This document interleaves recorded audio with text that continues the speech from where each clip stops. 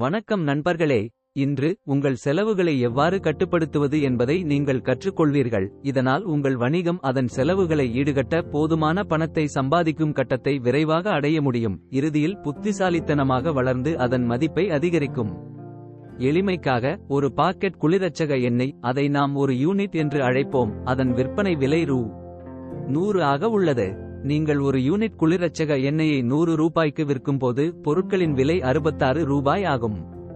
மேலும் பாட்டில் மற்றும் பேக்கிங்கிற்கு ரூ.3யும் குளிரச்சக எண்ணெயை கொண்டு செல்வதற்கும் விநியோகிப்பதற்கும் மேலும் ரூ.2 சேர்க்கவும்.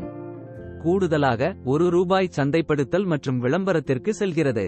எனவே நீங்கள் விற்கும் குளிரச்சக எண்ணெய்களின் எண்ணிக்கையுடன் மாறுபடும் உங்கள் மாறுபடும் செலவுகள் ஒவ்வொரு யூனிட்டிற்கும் சுமார் ரூ.72 ஆகும். இப்போது நீங்கள் எத்தனை யூனிட் கோல்ட் பிரஸ் எண்ணெயை விற்றாலும் ஒரே மாதிரியாக இருக்கும் நிலையான செலவுகளை பார்ப்போம். நீங்கள் ஒரு குளிரச்சக எண்ணெயை ரூ.100க்கு விற்கும்போது தொழிற்சாலை இடத்தை வாடகைக்கு எடுப்பதற்கு ரூ.1.50, மின்சாரம் மற்றும் நீர் போன்ற பயன்பாடுகளுக்கு ரூ.1.50, உங்கள் தொழிலாளர்களுக்கு ஊதியம் வழங்குவதற்கு ரூ.6 ஒதுக்குங்கள். நீங்கள் வெளி தொழிலாளர்களை பணியமர்த்துகிறீர்கள் என்றால், நீங்கள் கடன் வாங்கினால் நீங்கள் செலுத்த வேண்டிய வட்டிக்கு கூடுதலாக ரூ.2 சேர்க்கவும். இவை அனைத்தும் நிலையான செலவுகளில் சுமார் ரூ.11 வரை சேர்க்கின்றன.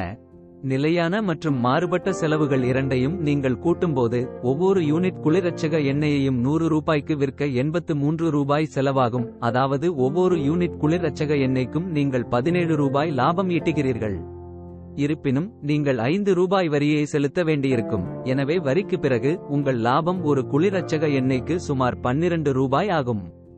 உங்கள் நிகர லாப வரம்பு 12% என்று சொல்ல இது ஒரு எளிய வழியாகும். இப்போது திட்டமிடல் பகுதிக்கு. உங்களுக்கு 2 விருப்பங்கள் உள்ளன. ஒன்று, உங்கள் லாபத்தில் சிலவற்றை மீண்டும் வணிகத்தில் முதலீடு செய்யுங்கள் அல்லது பணத்தை நீங்களே பயன்படுத்துங்கள். உங்கள் லாபத்தில் பாதியை, அதாவது பங்கு போன்ற விஷயங்களுக்கு ரூ.6 மீண்டும் வணிகத்தில் முதலீடு செய்வது புத்திசாலித்தனம். பின்னர் மற்ற ரூ.6 உங்களுக்காகவோ அல்லது பிற நோக்கங்களுக்காகவோ பயன்படுத்தலாம். விரைவாக லாபம் ஈட்ட உங்கள் நிலையான செலவுகளை குறைக்க முயற்சிக்கவும். ஒரு இடத்தை வாடகைக்கு எடுப்பதற்கு பதிலாக குளிரச்சக எண்ணெய்களை தயாரிக்க உங்கள் சொந்த கொட்டகையை பயன்படுத்துங்கள். ஆரம்பத்தில் ஊழியர்களின் செலவுகளை மிச்சப்படுத்த குடும்ப உறுப்பினர்களை உங்களுக்கு உதவுங்கள். கடன் வாங்குவதற்கு பதிலாக உங்கள் சொந்த பணத்தை பயன்படுத்துங்கள் அல்லது நண்பர்கள், குடும்பத்தினர் மற்றும் வணிக கூட்டாளர்களின் உதவியை பெறுங்கள். இந்த வழியில் நீங்கள் வழக்கமான வட்டியை செலுத்த வேண்டியதில்லை. நிலையான கட்டணத்திற்கு பதிலாக லாபத்தில் ஒரு பங்கை அவர்களுக்கு வழங்குங்கள். இந்த செலவுகளை நீங்கள் குறைவாக வைத்திருந்தால் 2வது மாதத்திற்குள் நீங்கள் லாபம் ஈட்டத் தொடங்கலாம். உங்கள் வாடிக்கையாளர்கள் உங்கள் தயாரிப்புகளை விரும்பும்போது, உங்கள் வணிகம் வளரும்போது அதை நடத்த உங்களுக்கு அதிக பணம் தேவைப்படும். நீங்கள் அதிக பொருட்களை வாங்க வேண்டும், அதிக தயாரிப்புகளை உருவாக்க வேண்டும், மேலும் முடிக்கப்பட்ட பொருட்களுக்கு போதுமான பணம் மற்றும் கடைகளுக்கு கடன் வேண்டும்.